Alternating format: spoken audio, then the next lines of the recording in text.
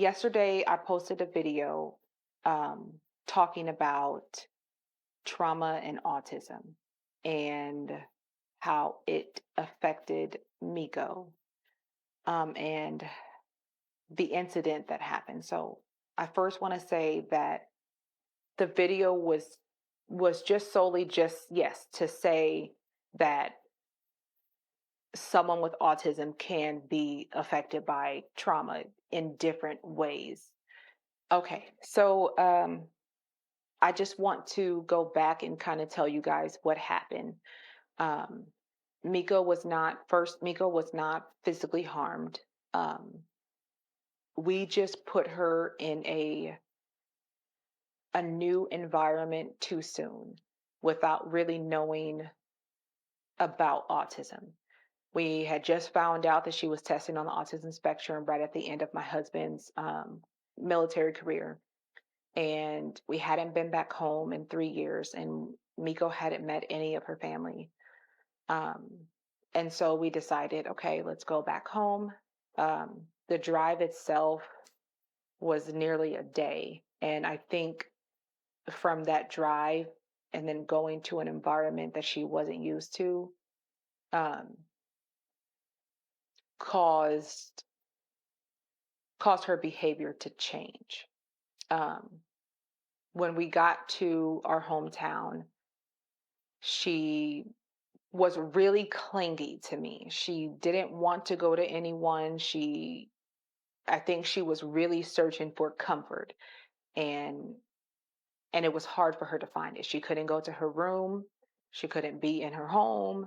Um, we already don't eat fast food, and so I think it also changed her eating habits. So it was really hard to get her to eat anything because we normally cook specific foods for her every day, breakfast, lunch, and dinner.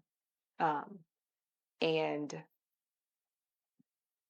I think that doing that too soon without really knowing the triggers, without really knowing more about her and how her, you know, how she is on the spectrum, it changed a lot. Changed a lot. And it didn't just affect her, it affected us too. I think that because we hadn't been home in so long, we weren't really in sync with our family. We weren't really in sync with the environment. We weren't used to being there. Um, and so getting there, I mean, Miko just, I mean, she cried looking at anybody.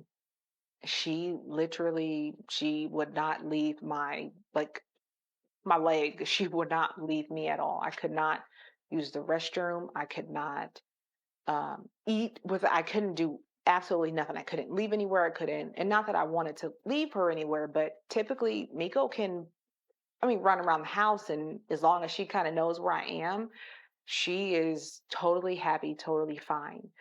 And we didn't want to go to different houses. You know, when you go and you go back home and everybody wants to see you. Everybody wants to see the new baby. Everybody wants to see the other twins because nobody has seen us in 3 years. And so we when we noticed it when we got there, we're like, okay, well, we can't get back in the car and drive another 22 hours back home, at least not yet. I mean, Chris drove, I mean, nearly the entire time, you guys. I think we stopped one time, like to rest, like for him to sleep. And I think we were only asleep for maybe 2 hours. And so,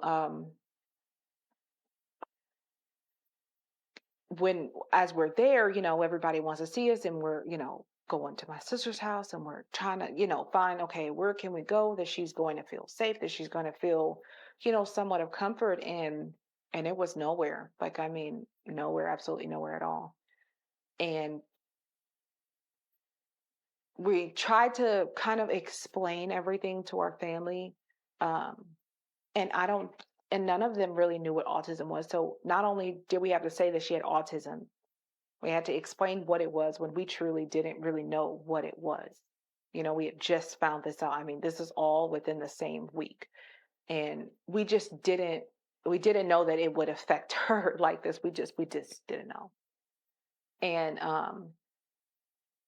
and explaining it to them, it was almost like, because they didn't understand, and I don't think they knew how to really say they didn't understand. And so, we're trying to stay at one place for a long period of time, and to try to get Miko to eat. And so she just wasn't eating. She wasn't sleeping. She was staying up crying, you guys, like all night. Like it was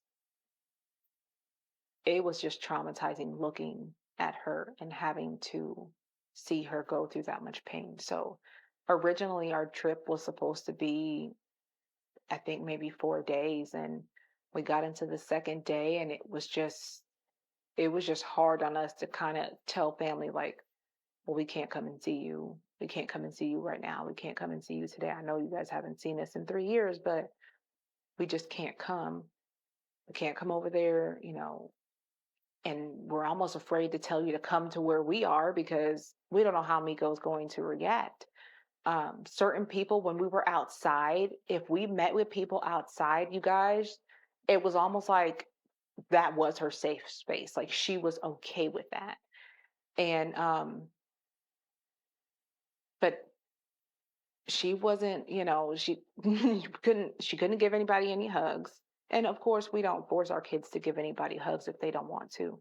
Um, and and I think that taught us a lot because we ended up just that third day.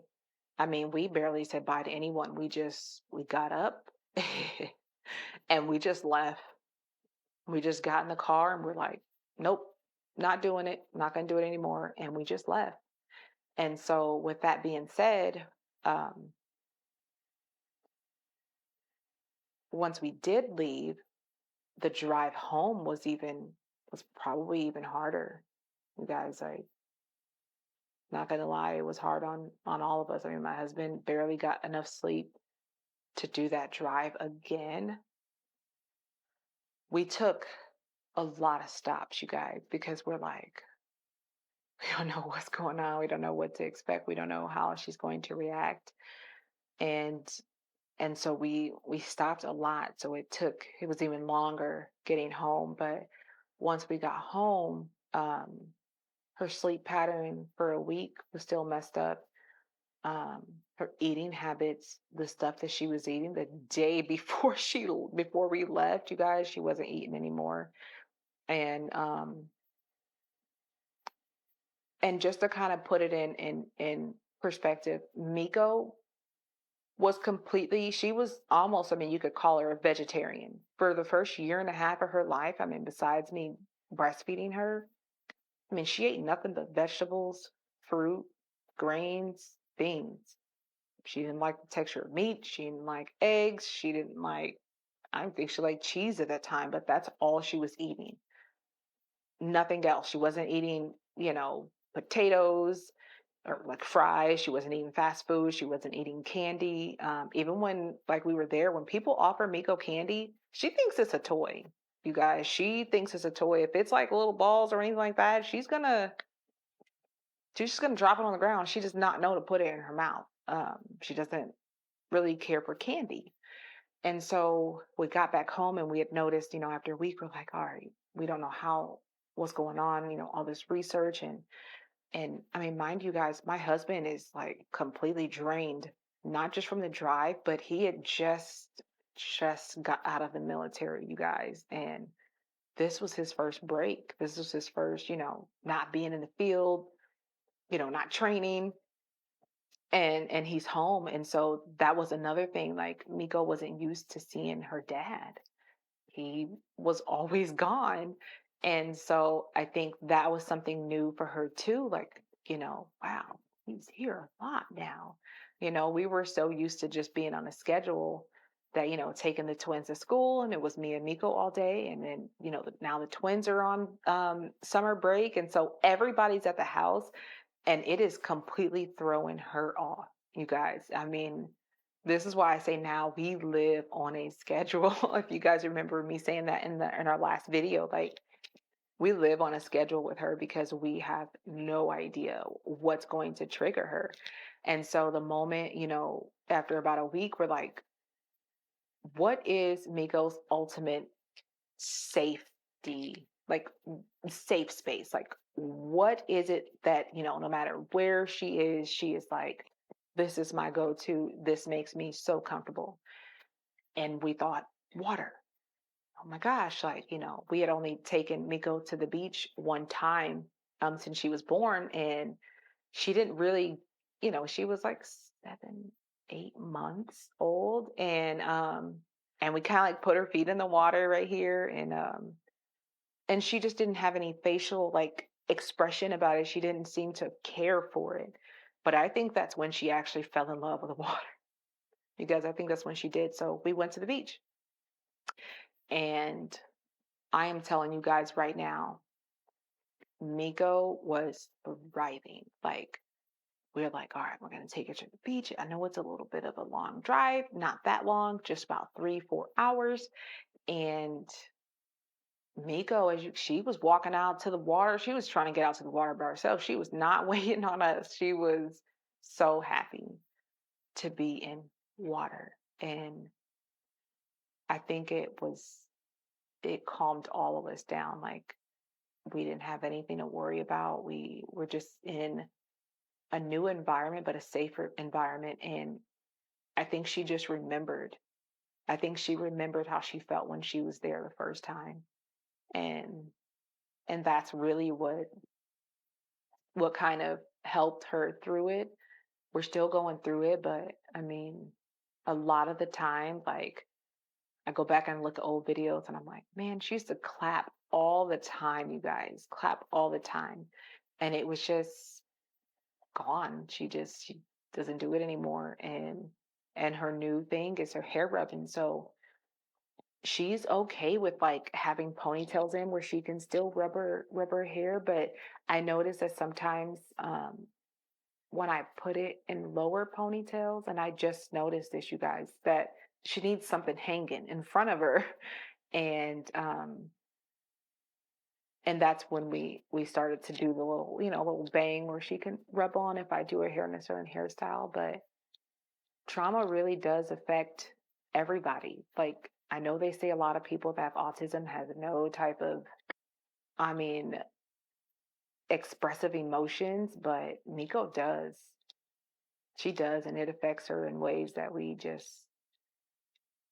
didn't understand at first. But the more and more we work with her, and the more and more we're on a schedule, and we slowly try to change her schedule, just because we're trying to get her physical therapy, occupational therapy, and that's just a process. So until that process goes through, you guys, we're doing that ourselves. And I think it just gave us just a new perspective on what autism was, what autism is. We don't want to fix something that's broken, that's not broken. We don't want to fix something that's not broken. So with that being said, I mean, she's physically she's okay, but we're just emotionally trying to kind of um, to help her develop in that way. But I just, I wish we had known before, but I'm glad that we do know now. And I hope that this story, our story, can kind of put in perspective to help you guys, another family that's going through the same thing, or before you go through the same thing with that. But I definitely appreciate you guys' concerns, your questions, the love that you guys show her and our family. It means a lot. It means a lot to us. And so thank you.